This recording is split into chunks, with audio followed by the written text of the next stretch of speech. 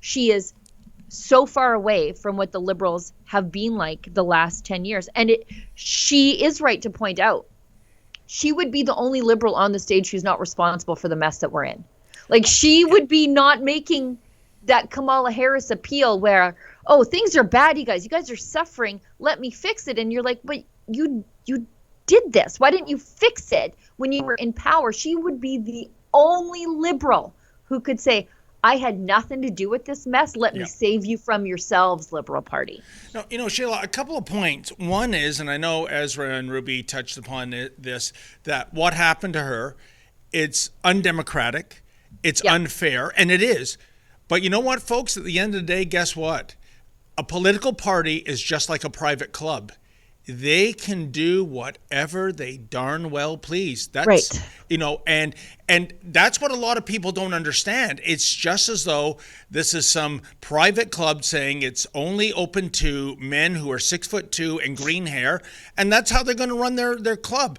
But it just shows you the hypocrisy of the Liberal Party, that they're committed to fairness and democracy when they really aren't. And also on diversity, Sheila, the previous candidate, whose name I've already forgotten, correct me if I'm wrong, he was a brown candidate. Goodbye. Ruby Dhalla is obviously a female candidate. Goodbye. I thought this was the party that was the champion of visible minorities and females. And honestly, Ruby's got kind of a good story if you get past the whole nanny stuff and then the Bollywood video and then her championing diversity and increased immigration targets back in the day. You know what? And I'm willing to believe in redemption. I mean, look at Tulsi Gabbard, look at RFK, look at Trump himself was a Democrat. There are a lot of Republicans in power right now who used to be Democrats. So, you know what, I'm willing to hear this stuff from Ruby. But if you look at just on the surface, forget all the other things I've said about Ruby Dhalla. If you look at her story on the surface, she's got a great story. Yep. She's from Winnipeg, children of immigrants, worked really hard. She's a businesswoman. She rose to the upper echelons of government in this country. If you believe in diversity, Ruby's your gal. But the Liberals don't actually believe in that. Remember, like just 3 weeks ago, Justin Trudeau lecturing the Americans on this was your time to pick a woman of color to lead your country, and yet you didn't. And here the Liberals cooking up allegations against Ruby to kick her out. And even if the allegations against Ruby are true, and I haven't seen any evidence that they are or aren't, one of them was foreign interference. Well, they keep signing the nomination papers of Han Dong, and the guy was fined 2 weeks ago or last week $500 because of problems in the nomination from outside foreign meddling. So even if that were true, they keep signing off on Han Dong. Parm Baines, by the way, was the recipient of foreign interference in a beneficial way when it targeted Kenny Chiu. We know all of that was whipped up on WeChat. They keep signing his nomination papers. So what's the problem with Ruby? Indeed. And, you know, the other point that you made, Sheila, and I want to echo it, is that how new media is now in vogue. Here is a diehard Liberal reaching out to our beloved boss man, Ezra Levant, and giving a no-holds-barred interview with Rebel News. And just last Thursday, I was invited with open arms yet again to another Pierre Poilievre presser in which the Q&A session was secluded to, like, 4 out of the 5 journalists, myself included, were independent media. The exception was Radio-Canada. CBC. And Sheila, CBC was there. Global was there. CBC is Radio-Canada, so they can't even whine about this. CBC is Radio-Canada. Yeah, but it is the French service, and I believe in terms of defunding CBC, Radio-Canada is not part of that. I stand to be corrected.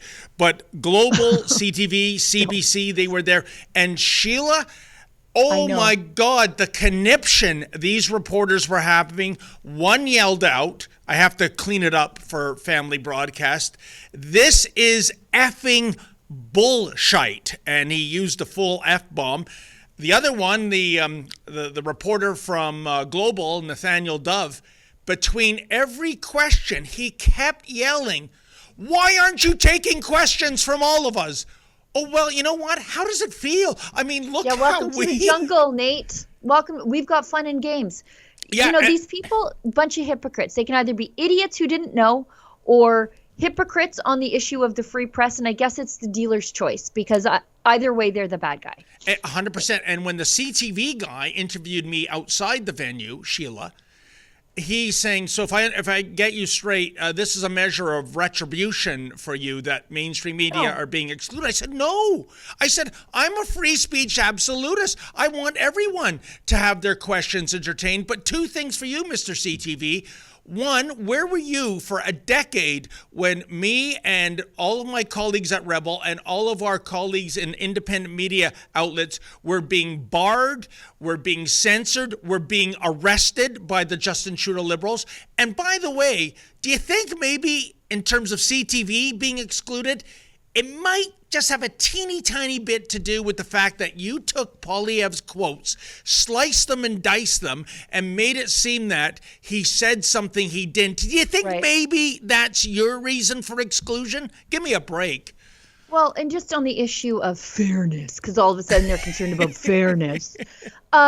You guys have exclusive access to the parliamentary precinct because the cabal of corporate welfare queens in the mainstream media keep having witch trials to keep us out. So if you've got exclusive access there, let's just serve as a counterbalance on the outside, unless you want to let us into the parliamentary press gallery, and then it's a free-for-all on either side. But we don't make the rules. They are making the rules. So if you get exclusive access on the parliamentary precinct where we cannot go anywhere near politicians to ask them questions, then to make it fair, we'll just run the outside world. How's that? Yeah, and so many of them, Sheila, were responding to me, oh, I wasn't aware of that. You weren't aware of it. How could you not be aware of it? Yeah. Like I said, you can be an idiot or a hypocrite. You get to choose.